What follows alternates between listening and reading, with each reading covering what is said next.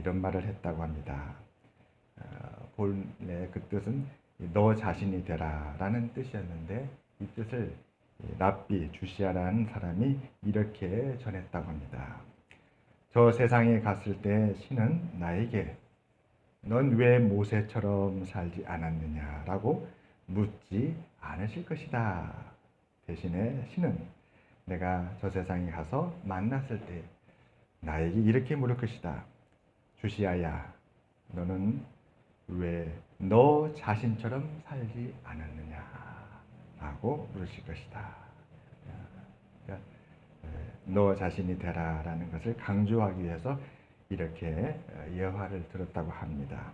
여러분, 모세에 대하여 사람들이 가장 뚜렷이 기억하는 모습은 이적과 기사일 것입니다.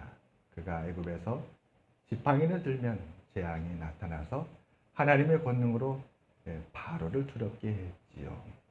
또 심지어 홍해에서는 모세가 지팡이를 들어 그 홍해를 향하여 내밀자 놀랍게도 홍해가 갈라졌습니다. 그래서 홍해를 건너는 이스라엘 백성들은 그 홍해 가운데서 진멸된 애굽의 군대를 바라보며 모세와 하나님과 모세를 믿었다. 그리고 그들은 그 모세 하나님을 향해서 참회했다라고 그렇게 기록되어 있습니다. 사람들이 그렇게 능력의 지도자라고 기억하는 모세가 신명기에서 사람들에게 기억하고 따르라라고 강조하는 것은 능력이 아니라 오늘 말씀과 같이 여호와를 사랑하여 그가 주신 책무와 법도와 규례와 명령을 항상 지키라라는 것입니다. 여러분, 우리가 신명기 1장부터 8장까지를 보게 되면 이 권면, 이 유언과 같은 모세의 설교가 계속 반복되는 것을 보게 됩니다. 그리고 오늘 신명기 11장에 보게 되면 11장도 또 모세가 강조하는 이 책무와 법도와 규례와 명령이 또다시 반복되는 것을 보게 됩니다. 모세는 하나님의 법도와 규례와 명령을 지키는 것에 결국에는 실패한 사람이었죠. 잘 지켰어요. 40년간을. 그러다가 마지막에 하나님께서 반석을 향하여서 명하라 했는데 지팡이로 2번 치면서 하나님의 거룩함을 나타내지 못하였습니다. 완전한 사람은 없다는 것이지요. 이스라엘 백성들도 실패한 백성들입니다. 하나님이 그들을 그 고난 가운데서 건져주셨잖아요. 홍해를 건너서 애굽을 나와서 자유인이 됐습니다. 그런데 그들은 금송아지를 만들어서 그 금송아지를 향하여서 이 송아지가 바로 우리를 애굽에서 이곳까지 인도하신 하나님이시다. 말이 안 되죠. 어떻게 그들이 금을 또 손에 있는 귀걸이와 손가락질 금을 불에 넣어서 녹여가지고 만든 그 금송아지가 어떻게 그들을 인도한 하나님이 될 수 있겠습니까? 근데 그들은 그렇게 우상을 섬겼던 것이었습니다. 오늘 말씀은 모두가 실패했던 하나님의 법도와 규례와 명령에 대한 말씀입니다. 하나님은 모세를 통해 이스라엘이 기억해야 할 것과 또 반드시 행해야 할 것을 구별하여서 말씀해 주셨습니다. 기억할 것은 하나님이 이스라엘 백성들을 위해 행하신 큰 일이었죠. 그것은 그들이 겪었고 보았던 일이었습니다. 그러므로 그것은 그들이 반드시 잊지 않고 기억해야 한다라고 그렇게 말씀합니다. 오늘 2절부터 보게 되면 기억해야 될 것에 대해서 이렇게 말씀합니다. 오늘날 기억할 것은 여호와의 교훈과 위엄과 강한 손과 펴신 팔과 행하신 이적과 기사, 그리고 마지막 6절 내용은 심판이 되겠습니다. 하나님께서 어떻게 하나님을 거역한 이들을 심판하였는가라는 말씀입니다. 이것처럼 하나님의 능력이 어떠하며 그분의 영광의 위엄이 또 어떠하며 그분이 행하신 이적과 기사가 어떠한 것을 그들이 이미 이전에 보았고 경험했기 때문에 이런 것은 반드시 기억해야 한다. 잊어서는 안 된다. 라고 그렇게 말씀합니다. 반면에 책무와 법도와 규례에 대해서는 그것을 지켜 행하라라고 말씀합니다. 1절 말씀이죠. 그가 주신 책무와 법도와 규례와 명령을 항상 지키라는 것입니다. 항상. 이스라엘이 행해야 할 것들은 사실 신명기의 핵심 내용입니다. 왜 이러한 법도와 규례와 명령이 신명기의 핵심 내용이 되었을까요? 가나안 땅은 하나님께서 주시겠다고 약속했던 땅이었습니다. 약속 안에서 이미 주신 바 된 것이지요.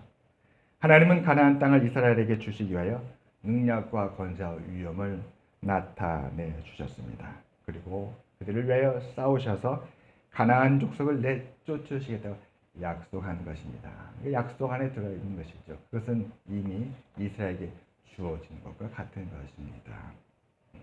그러므로 모세가 마지막으로 이스라엘에게 전하는 하나님의 말씀인 신명기의 중심 내용은 이스라엘이 그 하나님을 사랑하여 잘 섬기고 떠나지 않는 것이 되었던 것이었습니다. 저 가나안 땅에 들어가서 그 가나안 땅을 차지하여 거주하는 것은 이미 하나님께서 약속하셨기 때문에 반드시 이루어 주실 것이므로 이미 그들에게 주신 바 되었던 것이었습니다. 그러므로 그들에게 중요한 것은 그 땅에 들어가서 그러한 은혜를 베풀어 주시고 그들을 사랑하시는 그 하나님을 그들이 사랑하여서 하나님이 그들에게 정말 간절히 지금까지 바랬던, 왜요? 이스라엘들 실패했으니까. 이스라엘이 그 부분에 약하니까. 이스라엘이 그 부분에 연약하니까. 하나님께서는 그 연약함을 살펴주시고 도와주시고 붙드시기 위해서 강조하시는 것이죠. 이러한 법도와 규례를 꼭 행해라. 항상 지켜라. 이것에 항상 너희들이 실패하였다. 이스라엘 백성들에게 해가 되는 것을 버리고 축복이 되는 것을 잃지 않아야 되는데 그것이 바로 법도와 규례와 명령이었던 것이었습니다. 하나님은 한 번도 이스라엘 백성에게 모세가 위대한 영웅이며 그 모세와 같은 영웅이 되어 영광된 삶을 살라, 영광된 그런 삶을 그 가나안 땅에 이룩하라 이렇게 말씀하지 않았습니다. 하나님께서 원하신 것은 이스라엘이 하나님께서 가나안 족속을 내쫓으신 그 가나안 땅에 각 지파별로 이제 거주하겠죠. 12지파. 요단 동편에는 르벤 지파, 갓 지파, 므낫세 반 지파. 요단 서편에는 나머지 지파가 이제 각 지파별로 경계를 세우고 거주하게 될 것입니다. 각 개인별로 이제 삶의 영역을 정하겠죠. 지파에 있는 사람들이 그 지파의 경계선에 살면서 각 개인들이 각 가정마다 경계를 지우고 그 경계 안에서 개인별로 가족별로 그 지파별로 거주하는 게 될 것입니다. 그리하여 한 사람 한 사람이 하나님의 법도와 규례와 명령을 지키는 믿음의 삶을 항상 사는 것. 하나님께서 원하신 것이다 라는 것을 우리가 신명기에서 보고 알 수가 있습니다. 신명기는 참으로 중요한 책입니다. 신명기야말로 우리에게 평안을 주고 또 우리의 삶이 때로는 초라해질 때가 있잖아요. 때로는 우리의 삶이 내가 바라는 것이 이루어지지 않을 때도 있습니다. 그럴 때도 낙심하지 않게 우리를 붙잡아 줍니다. 그리고 우리 한 사람 한 사람의 그 주어진 삶이 얼마나 소중한가. 이 삶에서 하나님이 바라는 것이 무엇인가. 하나님을 어떻게 기뻐할 것이고 그 하나님의 은혜로 충만할 것인가를 이 신명기가 우리에게 다시 확인시켜 주는 것입니다. 비록 이스라엘 민족이 가나안 땅을 차지하고 거주하지만 하나님은 그 한 사람 한 사람이 광야에서 모세의 인도를 따라 법도를 지키며 믿음으로 살았던 것처럼 사는 것을 원하셨던 것이었습니다. 하나님께서 이스라엘에게 하나님의 위엄과 강한 손과 펴신 팔과 이적과 기사와 능력을 보여주시고 이것을 기억하라고 말씀하신 것은 그들이 이 기억을 잊어버림으로 말미암아서 법도와 규례를 떠나기 때문에 그렇습니다. 여러분, 법도와 규례를 떠나니까 이스라엘 백성들이 겪었던 것은 우상을 섬겼던 것이죠. 그리고 이방의 풍속을 따랐던 것이었고 그리고 하나님을 사랑하지 않게 되었던 것이었습니다. 하나님은 이스라엘 백성들이 하나님을 사랑하여 그 법도대로 살게 하려는 그런 뜻을 가졌습니다. 예수님께서 말씀하셨잖아요. 수고하고 무거운 짐진 자들아 다 내게로 오라. 내가 너희를 쉬게 하리라. 나는 마음이 온유하고 겸손하니 나의 멍에를 메고 내게 배우라. 그리하면 너희 마음이 쉼을 얻는다. 하나님에 대해서 주님이 우리에게 가르쳐 주시는 것이죠. 예수님을 통해서 하나님이 우리에게 무엇을 원하고 우리에게 무엇이 소중하고 무엇이 우리에게 참 중요한가를 다시금 일깨워줍니다. 오늘 오전에 우리 목사님 말씀하실 때에 여러분 예수님께서 예루살렘에 입성하실 때 호산나 찬송을 들으실 때에 작은 낙이 새끼를 탔다. 여러분 그 말씀 들을 때 여러분 마음에 큰 평안이 임하지 않았습니까? 그 말씀은 우리 마음속에 큰 쉼과 평안을 주었을 것입니다. 우리 마음이 낙이 새끼가 아니라 나를 높이고 내 바라는 것을 이루고 사람들이 부러워하는 그런 큰 업적과 영광을 이루기 위해서 그에 맞는 방식으로 그 호산나 찬송을 들으며 들어가고 싶은 우리 유혹이 있죠. 세상은 그런 것을 원합니다. 자랑하고.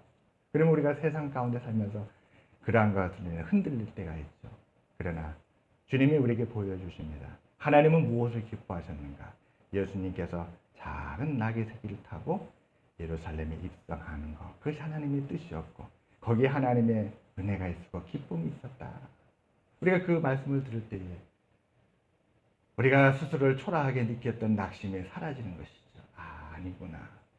내가 주님을 위해서 이 모습 이대로 내가 헌신하고 사랑할 때 하나님은 비록 내가 낙의 새끼 같은 존재일지라도 주님을 위하여서 마음을 기울이고 사랑하여서 마치 낙의 새끼가 주님을 등에 태웠던 것처럼 우리가 그런 낙의 새끼 같은 나의 삶일지라도 내가 하나님을 위하여 찬송하고 주께 예배드리며 주의 뜻대로 살려고 우리가 마음을 기울이면 하나님은 이를 기뻐하시고 영광을 받으시는구나. 그때 우리 마음에 이 예배가 참으로 우리에게 영혼의 안식이 되는구나 하는 걸 다시금 확인하게 됩니다. 여러분 우리의 삶은 참으로 소중합니다. 그 소중한 삶을 위해 정말 소중한 것을 때때로 잃어버립니다. 하나님을 사랑하여 하나님 뜻대로 살아가는 하루하루의 삶과 그 삶을 살아감으로 하나님의 더욱 사랑하게 되는 바로 우리 자신. 여기에 기쁨이 있고 소망이 있고 하나님의 영광이 있는 줄 믿습니다. 무하마드 알리가 이런 말을 남겼다고 합니다. 챔피언이 되면 나는 낡은 청바지와 낡은 모자를 쓰고 수염을 덥수룩하게 기른 채로 아무도 날 알아보지 못하는 시골 동네로 갈 것입니다. 거기서 내 이름조차 알지 못하는 날 있는 그대로 사랑하는 작고 귀여운 여우 같은 한 소녀를 찾아낼 것입니다. 난 그녀를 100만 달러가 넘는 대지 위에 세워진 25만 달러짜리 내 집으로 데려가서 내 캐딜락과 내 수영장을 보여줄 것입니다. 비올 경우를 대비해서 만든 실내 수영장까지도. 그런 다음 나는 그녀에게 이렇게 말할 것입니다. 이건 모두 당신 것입니다. 왜냐하면 당신은 날 있는 그대로 사랑했습니다. 네. 무하마드 알리의 고백입니다. 그는 세계적인 복서였고 백만장자가 됐죠. 사람들은 그의 화려한 명성과 그의 엄청난 부와 그가 누리고 있는 그 모든 영광을 기뻐하고 그 모든 것에 함께하고 싶었습니다. 그러나 무하마드 알리의 마음속에는 사람들의 그런 것이 부담되었던 것이죠. 나를 있는 그대로 사랑하는 사람, 그런 사람을 만나고 싶다. 내가 비록 청바지를 입어도, 내가 캐딜락이 아니라 걸어가도, 내가 매끈한 얼굴이나 텁수룩한 수염이 있어도, 내가 내 이름을 알리지 않고 아무도 내 이름을 모르는 그런 시골의 한 농부 같은 모습으로 그렇게 내 모습이 초라하게 되었다 할지라도 날 있는 그대로 받아주고 사랑하는 사람, 그런 사람, 얼마나 나에게 소중한 사람인지 모른다. 어쩌면 하나님의 우리의 사랑이 그런 거 아닐까요? 이스라엘 백성들이 실패하고 실패해서 광야에 40년간 머물렀지만 하나님은 그들을 변함없이 사랑해 주셨고 또 약속대로 그 후손들을 위하여서 저 가나안 땅을 주겠다고 또한 약속하시고 약속을 지켜가셨던 것이었습니다. 그 하나님을 경험한 모세가 그 하나님의 말씀을 이스라엘 백성들에게 전합니다. 여러분이 광야에 있던 가나안 땅에 머물든 여러분이 만나를 먹던 가나안 땅에 저 풍요로운 소산을 먹든 변함없이 하나님을 사랑하시기를 바랍니다. 하나님의 법도와 규례를 꼭 지켜서 항상 지키기를 바랍니다. 하나님은 여러분을 어떠한 상황이든 어떤 모습이든 어떠한 실패든지 간에 변함없이 약속을 지키시고 사랑하는 신실하신 하나님이십니다. 이런 것을 신명기에서 강원교에서 전하였던 것입니다. 그래서 신명기 한 장 한 장 우리가 읽어가다 보면 나의 오늘의 일상의 삶이 너무나 소중하고 나에게 주어진 그 시간이 순간순간이 너무나도 귀하고 내가 이 시간을 값없이 나에게 사랑을 베풀어 주시는 나에게 아무것도 요구하지 않은 내가 어떠한 모습이든 또 내가 어떠한 형편이든 차별하지 아니하시고 나를 위하여서 은혜를 예비하신 그 하나님으로 말미암아 기뻐하며 그 하나님을 향하여서 살아가게 되는 우리 하루하루가 되지 않을까 싶습니다. 그 하나님을 바라보며 오늘 모세는 이 신명기 말씀을 했습니다. 사랑하는 여러분, 오늘 이 오후 예배 하나님께 드리면서 말씀을 따라서 우리가 마음을 하나님께 기울이고 하나님을 더욱 사랑하는 우리 모두가 되시기를 주님으로 축원합니다. 그리고 이번 한 주간도 또 함께 소망 가운데 살기를 바랍니다. 하나님이 이번 한 주간 동안에는 어떤 은혜를 주실까? 우리 하나님의 은혜가 우리에게 올 때에 그 은혜는 모든 걱정과 염려를 다 털어버리게 되죠. 그렇게 기쁠 수가 없어요. 우리 원로 목사님 강화도에 계시지만 지난번에도 말씀했잖아요.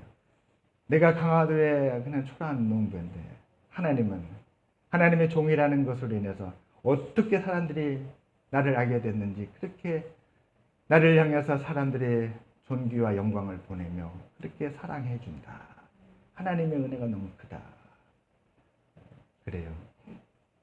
우리가 이번 한 주간도 이러한 하나님의 은혜로 우리가 사는 이 세상이 가나안과 같은 땅이라 할지라도 두려워하지 아니하고 놀라지 아니하고 하나님 우리와 함께 하시는 말미암아 믿음으로 견디며 승리하는 우리 모두가 되시기를 주님의 이름으로 축원합니다.